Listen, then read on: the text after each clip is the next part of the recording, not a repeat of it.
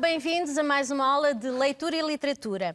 Hoje vamos ter uma aula muito especial, vamos fazer uma visita de estudo pelo nosso país, vamos começar do norte até ao centro. E para isso temos a companhia de uma pessoa também muito especial, a Margarida Boto, da Direção-Geral do Património Cultural, que nos vai introduzir a informação pertinente e muito rica relativamente a cada um dos pontos que nós iremos visitar.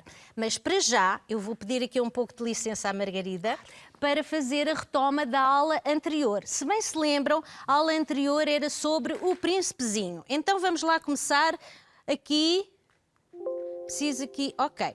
Vamos aqui à retoma da aula anterior e vocês lembram-se que o Príncipezinho é uma obra especial, muito especial, agarrando aqui numa frase muito importante do Príncipezinho que diz: agora eu vou-te contar o tal segredo. O segredo que é um segredo muito simples, só se vê bem com o coração. O essencial é invisível aos olhos. É uma frase extraída do Príncipezinho, ou seja, aquilo que realmente importa não é perceptível de forma objetiva. Está ligado à emoção, está ligado a valores como a amizade, a humanidade, a criatividade, a imaginação, o bem e o mal. E para isso nós temos dentro dos valores a amizade. E os amigos encurtam-nos distâncias. Como? Precisamente através do modo como nós vivemos essa relação que temos com os nossos amigos. É essa experiência emocional significativa que nos leva a encurtar a distância e a estar perto na distância. Lembram-se então que o Príncipezinho tinha feito uma viagem desde o seu pequeno asteroide até à Terra e passou por vários asteroides com o objetivo de se ocupar e instruir. Passou por asteroides, os asteroides 325, que são planetas minúsculos, 326, onde encontrou o vaidoso, o 327, 328, 329, 330 e o sétimo planeta que encontra é a Terra. Em cada um destes asteroides ele vai encontrar um adulto, muito centrado em si mesmo. O rei, que procura súbitos, o vaidoso, que procura admiradores, o bêbado, que bebe porque tem vergonha de beber, o homem de negócios, o acendedor de candeeiros, o geógrafo e o explorador, que procura os exploradores. É o geógrafo que vai aconselhar o Príncipezinho a fazer então uma ida até à Terra. Na Terra ele vai chegar ao deserto do Saara, mas antes de encontrar o aviador, ele vai a primeira criatura que encontra é uma serpente. E reparem que é precisamente também a última criatura com quem se vai deparar no momento da partida da Terra. Vai ver flores e vai pensar na sua rosa, com quem estabelece uma relação de amizade profunda e, mesmo estando na Terra, ele está sempre perto da sua rosa, através da amizade. Ouve o eco ao subir às montanhas, vê rosas, mas pensa na sua rosa como sendo única. Encontra a raposa que pede para ser cativada e pensa na sua rosa que o cativou a ele, Príncipezinho. Encontrou o agulheiro, encontrou o vendedor de comprimidos que tiram a sede e encontra o piloto. Ao encontrar o piloto, ele estabelece uma ligação de amizade e vai ser o piloto que então, com quem ele vai estar no final, no momento da partida da Terra. Passado um ano. Ou seja, o Príncipezinho estabelece com o piloto uma relação de amizade, estabelece com a sua rosa também uma relação de amizade. Continuamos a ver aqui um processo de circularidade. O Príncipezinho, pelo diminutivo da própria palavra, do nome, nós sabemos, e pelo conteúdo da obra, sabemos que remete para o imaginário, porque ele foi uma aparição que surgiu ali, representa o idealismo, os tais valores que são subjetivos, o humanismo, aquilo que é mais importante, e Saint-Exupéry sabe-o muito bem, uma vez que vive num contexto de guerra, e a ideia do Príncipezinho aponta também para um futuro promissor. E o futuro não se pensa sem a consciência do seu passado. O passado é muito importante. E nós vamos falar aqui um pouco na questão das alianças, das ligações, na construção da identidade. Construção da identidade da Europa, onde Portugal se insere, e vemos ali que a Europa, representada através da bandeira da Comunidade Europeia, que tem aquela série de estrelinhas, que não é por acaso, remete para a diversidade dos países constituintes da Comunidade Europeia, onde há uma grande mobilidade, entradas e saídas, e Portugal, que também tem na sua base de fundação a diversidade, a própria diversidade. É essa diversidade que constitui a identidade e fortalece. Tema desta aula: iguais na diferença, subtema diversidade e identidade. Para isso vamos avançar para a tal visita de estudo, que percorre do norte, nesta primeira fase, do norte ao centro de Portugal, e vamos então ter os tais monumentos e sítios que se entrelaçam com a literatura, proporcionando-nos a grande memória. Temos os objetivos desta aula: viajar virtualmente por Portugal. Vamos ter o prazer de fazer uma visita excepcional com uma guia em presença. Guimarães a Alcobaça vai ser o nosso percurso. Vamos visitar monumentos e sítios virtualmente, relacionar esses monumentos e sítios com a literatura e ler excertos de obras e de autores emblemáticos. O itinerário vai ser este: Castelo de Guimarães, Cidade do Porto, Mosteiro de Lourvão, Conímbriga, Convento de Cristo em Tomar e Mosteiro de Alcobaça. Vamos terminar em Alcobaça, que é o monumento que depois será, e a localidade que será recuperada na aula descrita pela professora Ruth. Vamos então avançar para o primeiro monumento e vou então dar a palavra. Vamos ver um pequeno filme. Vou dar a palavra à Margarida. O que estamos a ver é já o Castelo de Guimarães, que é um dos castelos mais emblemáticos de Portugal, justamente porque foi aqui, em grande parte, a sede do Condado e depois do Reino de Portugal. Este castelo, como vemos atualmente, tinha outra configuração no tempo em que foi construído. Vemos aqui a sua fundadora do século X, uma Dona Dias, uma mulher, uma condessa do Condado portucalense, com grande poderio e riqueza, e vemos aqui a figura do rei Dom Afonso Henriques, que mais tarde irá construir. Aqui vemos parte do Paço dos Alcaides, em momento arruinado, mas que faria parte do engrandecimento do castelo, e vemos aqui algumas das batalhas que Dom Afonso Henriques, já mais tarde, travou para conseguir consolidar os domínios do Condado portucalense e mais tarde criar o Reino de Portugal. Aqui vemos algumas configuração da planta do castelo. Esta torre inicial seria a torre fundadora, a torre de Nagem, que foi sendo depois fortalecida com estas muralhas. A origem do castelo era um pequeno mosteiro fundado pela Madonna Dias, uma mulher, como já disse, de grande poderio nos tempos anteriores, e para reforçar e proteger o castelo, proteger o mosteiro, foi construído este castelo, que mais tarde se tornou um dos grandes símbolos da identidade da cultura de Portugal. Muito bem, muito obrigada pela explicação. E vamos agarrar precisamente nessa figura da figura feminina. Sim. Uma outra figura feminina foi também muito importante na fundação de Portugal, foi a Dona Teresa, a mãe de Dom Afonso Henriques, que casou com Dom Henrique, conde de Borgonha, ou duque de Borgonha. Conde da Borgonha, que veio para Portugal ao auxílio do rei de Leão e quem, em recompensa dos préstimos forçados na defesa do reino, foi concedido o Condado portucalense, e a mão de sua filha, como era hábito na altura, que era Dona Teresa, ou Taraja, na grafia da altura. Muito bem. Então vamos agarrar precisamente nessa homenagem a uma figura feminina, a esta figura feminina que foi tão importante. Dona Teresa ou Dona Tareja, é uma das grafias da palavra. Este poema é uma estrofe retirada do poema da obra Mensagem, de Fernando Pessoa. E reparem na importância e na relação que se podemos estabelecer entre o monumento e esta figura histórica, que também é um símbolo literário. As nações todas são mistérios, a fundação de uma nação. Cada uma é todo o mundo a sós. Ó mãe de reis e avó de impérios, vela por nós. Mãe de reis? Refere-se claramente a Dom Afonso Henriques. Avó de impérios? Refere-se também claramente ao império que Portugal estendeu pelo mundo relacionado com os descobrimentos. Vela é toma conta de nós. Portanto, na literatura expande-se esta figura histórica. Vamos agarrar aqui num outro texto que provém do romanceiro, a recolha feita por Almeida Garrett, o romanceiro, onde se reúnem textos da tradição oral portuguesa e peninsular e até europeia. Temos aqui aquilo que há pouco a Margarida nos referiu, que é a vinda de cavaleiros aqui pela península e por toda a Europa, que se movimentam na defesa de ideais comuns. Neste caso, era a expansão da cristandade, do cristianismo e combatendo os mouros. Reparem que isto é uma história. Quedos cavaleiros, significa quietos cavaleiros, que el rei os manda contar. Contaram e recontaram, só um lhe vinha a faltar. Era esse Dom Beltrão, tão forte no batalhar. Era o cavaleiro mais forte, portanto o rei estava a reunir os cavaleiros e estava a contá-los para ver se faltava algum. E fartaram-se de contar e estava a faltar Dom Beltrão. Nunca o acharam de menos, senão naquele contar, senão ao passar do rio nos portos do mal passar.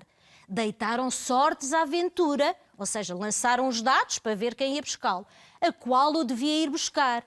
Que ao partir fizeram todos preito, homenagem no altar, o que na guerra morresse dentro em França se enterrar. Portanto, estes cavaleiros vinham de França. Eram provenientes e fizeram um juramento, uma homenagem, um juramento da cavalaria. 7 vezes deitam sortes a quem não há de ir buscar. Todas 7 lhe caíram ao bom velho de seu pai. Volta rédeas ao cavalo, sem mais dizer nem falar, que lhe a sorte não caíra, nunca ele havia de ficar. Mesmo que a sorte não lhe tivesse caído, ele ia à procura do seu filho. Triste e só se foi andando, não cessava de chorar, portanto, estava numa tristeza imensa. De dia vai pelos montes, de noite vai pelos vales. Aos pastores perguntando se viram ali passar cavaleiro de armas brancas, seu cavalo tremedal. As armas brancas são, o branco é o símbolo da pureza, do bem, o cavalo tremedal era um cavalo que fazia tremer, logo terrível, ameaçador. Cavaleiro de armas brancas, seu cavalo tremedal, por esta ribeira fora, ninguém não o viu passar, ninguém o viu. Vai andando, sem nunca desanimar. Chega àquela mortandade de onde fora Roncesvalles. Roncesvalles é uma famosa batalha no sul de França. Os braços já têm cansados de tanto morto virar. Viu a todos os franceses, Dom Beltrão não pôde achar. Volta atrás o velho triste, voltou por um areal, viu estar um perro mouro em uma darva a velar. Estava lá um mouro a observar. Por Deus te rogo, bom mouro, me digas sem me enganar, cavaleiro de armas brancas, se o viste por aqui passar. Ontem à noite seria, horas de o galo cantar, tanto lá para a meia-noite. Se entre vós está cativo, prisioneiro, a ouro o hei de pesar, dou-vos uma recompensa. Esse cavaleiro, amigo, diz-me tu que sinais traz. Brancas são as suas armas, o cavalo tremedal. Na ponta da sua lança levava um branco sendal, é um lencinho, que lhe bordou sua dama, bordado a ponto real. Esse cavaleiro amigo morto está nesse pragal, com as pernas dentro d'água, o corpo no areal. 7 feridas no peito, a qual será mais mortal? Por uma lhe entra o sol, por outra lhe entra o luar, pela mais pequena delas um gavião a voar. Reparem que um gavião é um animal grande e o gavião simboliza a alma. Não torne culpa a meu filho, nem aos mouros de o matar, torna culpa ao seu cavalo de o não saber retirar. Portanto, responsabiliza o cavalo. Milagre! Quem tal diria? Quem tal pudera contar? O cavalo meio morto ali se pôs a falar. Não me tornes essa culpa, que me não podes tornar. 3 vezes o retirei, 3 vezes para salvar. 3 me deu de espor e rédea, com a senha, a garra de pelejar. Pelejar é lutar. 3 vezes me apertou cilhas, a sela, me alargou o peitoral. À terceira fui à terra desta ferida mortal. Portanto, não havia nada a fazer. Vamos ver o próximo filme. Partimos para o Porto, uma cidade que de certo todos conhecem, ou pelo menos já visitaram virtualmente, e que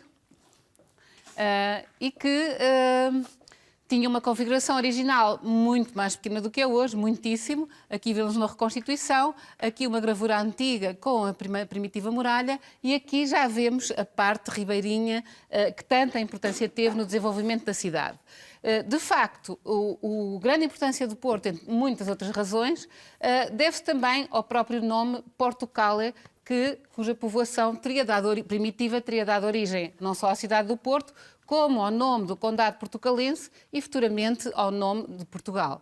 Vimos ali estratos da Sé, da primitiva Sé, e aqui de vários edifícios emblemáticos do Porto e toda a configuração que, aproveitando a colina e descendo até à zona ribeirinha, foi crescendo ao longo, principalmente a partir do século XIV, em que há um grande desenvolvimento urbano e comercial, aproveitando o rio como traço de união e como estrada, no fundo, para levar os produtos e trazer.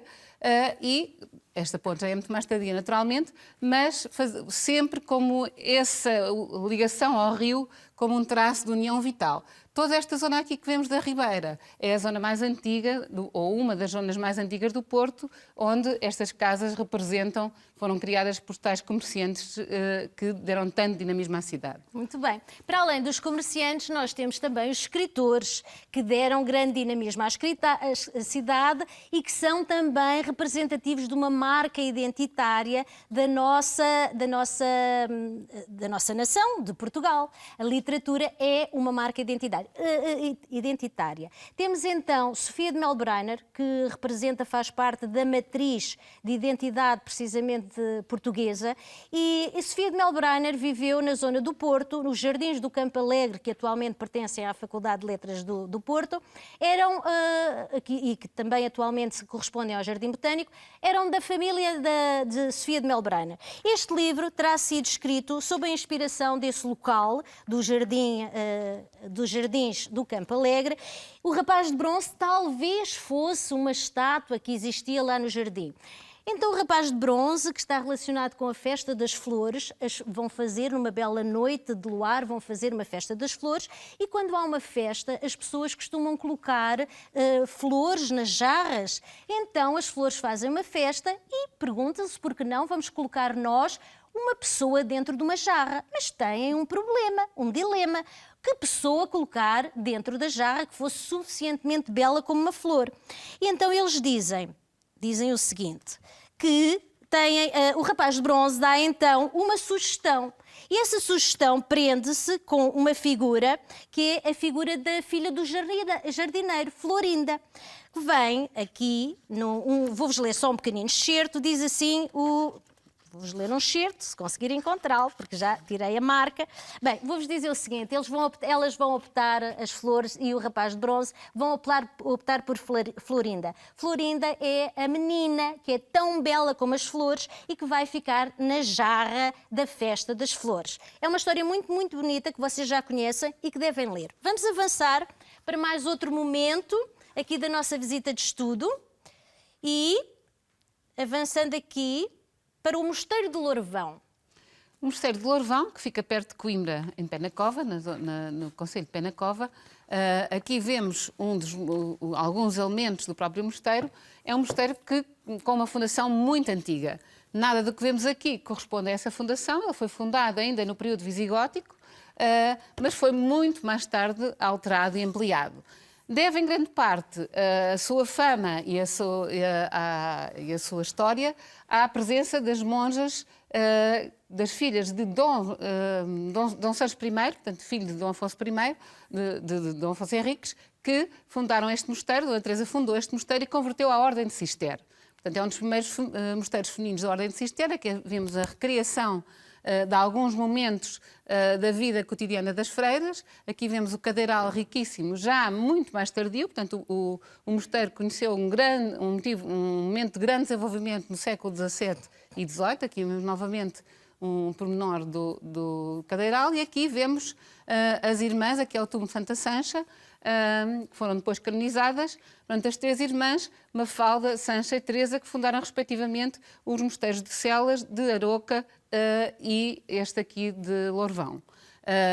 E aqui estamos a ver alguns códices, ou seja, livros antigos, datados do século XII, feitos muito provavelmente no scriptorium, ou palavra antiga de escritório, onde os monges, escribas e copistas representavam cenas do Apocalipse, que é um dos escritos do Evangelho, do Antigo Testamento, peço perdão, sim, escritos por São João, e cuja representação, aqui vemos uma espécie de um dragão, ou a besta, que é o símbolo do mal, e com cores vivíssimas, muito vibrantes e de uma grande qualidade. E este é um dos primeiros momentos literários, portanto, é um dos primeiros livros que sabemos com toda a certeza que foi escrito no que era já a nação portuguesa. Muito bem.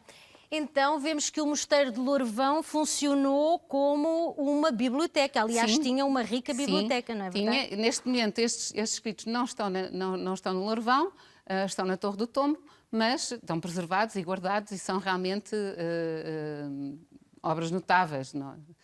Então deixo-vos aqui uma sugestão de leitura, ligada precisamente à importância dos manuscritos e à importância das bibliotecas e à importância dos bibliotecários e das professoras bibliotecárias, já sabem que eu sou professora bibliotecária, como guardiãs do saber. Tem Uma Aventura na Biblioteca. Estão a ver que interessante? Da Ana Maria Magalhães e Isabel Alçada. Vou-vos ler aqui um bocadinho deste texto sobre a biblioteca onde vai decorrer esta aventura e que confirma precisamente as palavras da Margarida acerca do Mosteiro de Lourvão. A biblioteca do Rompe Dias, que era esta, foi construída nas adegas de um palacete que estava em ruínas. Aquele palacete andava em obras e vai ser um museu, portanto, recuperação de edifícios antigos com muito valor. Este palacete tinha um jardim onde havia 2 árvores de espécie rara, são de uma espécie rara e o nome é engraçado, Acácia rubínea. Para além destas árvores tão extraordinárias, o palacete tinha também um cofre forte. Imaginem o que havia dentro do cofre forte. É aqui que se guardam os manuscritos antigos, lá estão eles, os manuscritos antigos, e livros raros muito valiosos. Leiam Uma Aventura na Biblioteca, não se vão arrepender. Vamos avançar no nosso trajeto de visita de estudo. Vamos para mais uma etapa neste nosso percurso por Portugal. Agora recuamos um bocadinho no tempo e passamos para, embora avancemos para sul, portanto estamos já perto de Coimbra, em Condeixa, onde se desenvolve a cidade de Conímbriga. Com uma fundação muito anterior, ela conhece um grande desenvolvimento na altura da República e depois do Império, portanto no século I, no tempo do Imperador Augusto. E é notável, sobretudo, pela qualidade das suas villae. Villae ou vilas, vila no singular, são as casas, as vilas luxuosas, as residências privadas, revestidas a mosaicos, funcionavam praticamente como tapetes, como elementos decorativos. Aqui vemos o restauro destes mosaicos, que é feito continuamente, é um trabalho que nunca está pronto porque é muito moroso e minucioso. E aqui vemos alguns dos vestígios dessas casas e toda a estrutura. Era uma das maiores cidades do Império da Península Ibérica na altura da romanização. Aqui vemos alguns exemplos dos achados arqueológicos que foram feitos, moedas em particular. Esta peça já é mais tardia, porque a cidade foi sendo continuamente ocupada, pelo menos até ao século VIII, à altura em que entra em decadência. Aqui já vemos um reaproveitamento de estruturas anteriores e vamos voltar a ver alguns elementos de pintura mural que faziam parte dessas vilas suntuosamente decoradas e que estão neste momento, ou que estão continuamente a ser restaurados. Então Conímbriga é testemunho de uma diversidade de povos que passaram por aquela zona. Certamente, não é verdade? Conímbriga. E desses povos, no período da romanização, temos a figura de um líder de excelência, que também faz parte da nossa matriz identitária, que mais não seja ao nível do imaginário, que foi Viriato. Tem aqui também uma sugestão de leitura de Viriato, de Teófilo Braga, uma leitura já um bocadinho mais elaborada, mas com certeza alguns de vocês conseguiram fazer, uma vez que são excelentes leitores. Vamos ver aqui o que diz sobre Viriato. Vamos lá avançar. Viriato é pastor, então isto são excertos retirados desta obra. Viriato falou: desde os mais tenros anos eu trabalho na deambulação, é andar à deriva, dos gados das regiões calmosas para a frescura dos 2 Hermínios, que são as serras, a montanha que agora se chama Serra da Estrela, e daqui dirigindo-os para os seus bostais, que eram os abrigos, na época das invernias. Bem compreendeis que, embora novo, eu devo conhecer como as palmas das minhas mãos todos os territórios da Lusitânia, que era precisamente o nome atribuído a esta região, àquilo que foi mais tarde Portugal. É esse conhecimento o que neste momento me dá um poder único e inesperado, porque Viriato vai ser o líder dos lusitanos na revolta, na defesa e na guerra contra os romanos, as legiões romanas. E este aqui é um excerto que remete precisamente para um momento dessa batalha. Pelo menos toda a cavalaria ligeira ficou atolada nas lamas, esta cavalaria das legiões romanas, e com ela a infantaria composta de besteiros, que usavam aquelas armas chamadas as bestas, composta por quem? Iberos, vejam a diversidade, germanos, gregos e asiáticos. Portanto, as legiões romanas eram constituídas por povos de grande diversidade. Cá temos uma identidade construída a partir da diversidade. E mesmo alguns centúrios e tribunos do comando das legiões. Uma tremenda desgraça, impossível de prever. Os romanos não esperavam nada ser dizimados pelos lusitanos, liderados por Viriato. Pela retaguarda do exército consular reapareceram os 1000 cavaleiros de Viriato que tinham jurado acompanhá-lo. Viriato reconheceu Caio Vitílio, que era o general romano. Não te matarei sem que te defendas. Viriato é um homem de honra, de valores. Vitílio ficou atónito. Aquele homem magro e enxuto de carnes, e vendo que tudo para si estava acabado, atirou com a sua espada para o chão, renunciando como caricata a qualquer tentativa de defesa. Portanto, o general romano tem consciência de que está tudo perdido. O exército consular, reconhecendo-se sem chefe, abandonou o campo e tratou de pôr-se a salvo. Temos outras obras onde aparece a referência a Viriato e à Lusitânia. Reparem nestas partes de estrofes dos Lusíadas. Reino lusitano, ditosa pátria minha Lusitânia, o pastor homem forte, mas não só. Luís de Camões refere Viriato, também Fernando Pessoa na mensagem, e refere a questão do seu instinto na criação da raça, da nação e daquilo que se tornou Portugal. Vamos então avançar para mais um momento. Estamos agora em Tomar, que é um monumento absolutamente notável, que vocês deverão conhecer, se não conhecem já, e que começa pela fundação do castelo, deste pequeno castelo de reduto militar, construído por Dom Gualdim Paz, que é este cavaleiro que pertencia à Ordem do Templo, à Ordem dos Templários, que vimos ali representados. Aqui já vemos imagens, aqui vemos a imagem da charola, que era a antiga capela, construída também no século XII, na altura do castelo, e da fundação primitiva do mosteiro, também construído no século XII.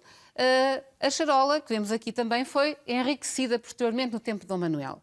Aqui vemos o refeitório, aqui vemos a parte da sala do noviciado, obras mais tardias, assim como esta fantástica escada da autoria de Diogo de Torralva, já pertencente a um dos claustros principais, e aqui vemos imagens do claustro, também um elemento já do século XVI, mais tardio, foi sempre sendo sucessivamente adoçado, e o convento de Cristo, porque entretanto a Ordem dos Templários foi extinta em França e em toda a Europa, acusada, enfim, de vários crimes, mas sobretudo por razões económicas, a Ordem acabou por ser extinta, mas em Portugal foi reconvertida e transformada na Ordem de Cristo, sendo que a sua sede foi aqui no Convento de Cristo, em Tomar, dando origem a todo este engrandecimento do já existente, já anterior convento dos Templários.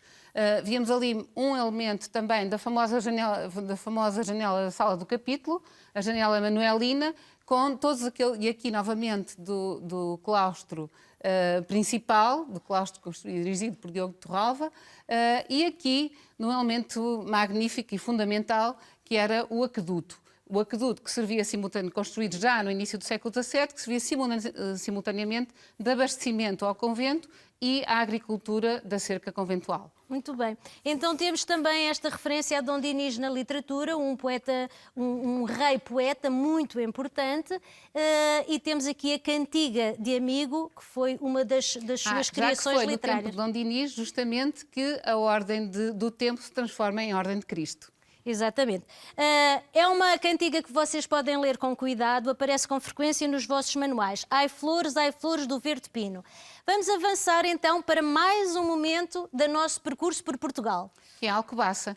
A Alcobaça também não tinha a configuração que tem hoje, é um mosteiro de Cister, um dos mais notáveis mosteiros da Ordem existente em Portugal e na Europa,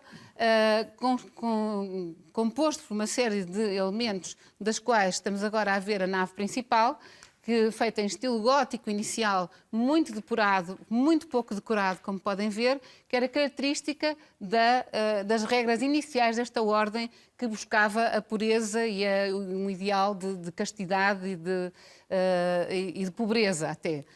embora não descurando, aqui vemos o claustro, onde os monges oravam e meditavam, e vemos aqui algumas árvores, que não seriam as originais naturalmente, as gárgulas, que eram elementos de conduta das águas fundamentais aqui também. Aqui vemos a antiga cozinha, com já não a primitiva cozinha, já uma cozinha do século XVII, e a levada que transportava as águas até ao mosteiro, já que a água era fundamental neste contexto para irrigar os campos adjacentes. E aqui vemos as imagens dos magníficos túmulos de Dona Inês de Castro e de Dom Pedro, que ficaram para a história como símbolos do amor romântico. Exatamente. E vamos então terminar com este amor romântico. Despedimos até a próxima visita de estudo, que será na próxima aula. Adeus, até breve. Adeus e obrigada.